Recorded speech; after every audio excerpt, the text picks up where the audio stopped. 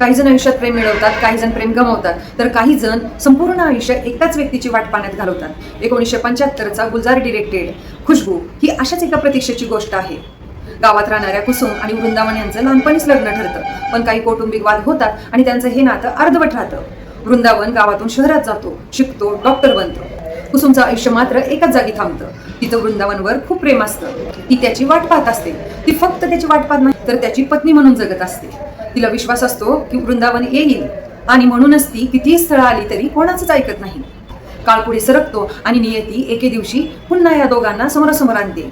कुसुम एका नजरेमध्ये वृंदावनला ओळखते, पण त्याला मात्र कुसुमची ओळख पटत नाही. तो तिला विसरतो म्हणण्यापेक्षा आयुष्याच्या धावपळीत त्या जुन्या नात्याचं महत्त्व त्याच्यासाठी कमी झालेलं असतं. पण हळूहळू त्याला जुन्या गोष्टी आठवतात आणि त्याला समजतं की कुसुमच ती मुलगी आहे जिने आयुष्यभर त्याची वाट पाहिली. त्याला पश्चाताप होतो. जुन्या आठवणी, न बोललेलं प्रेम, मनात साठलेला राग आणि अहंकार यातच त्यांचं नातं अडकून पडतं. गुलजार यांचे शब्द आणि पंचम यांचं म्युझिक म्हणजे तर जादूच. दो नैनों में आंसू भरे हे, ओ माझी रे, बेचारा दिल क्या करे, ही गाणी खूपच सुंदर आहेत.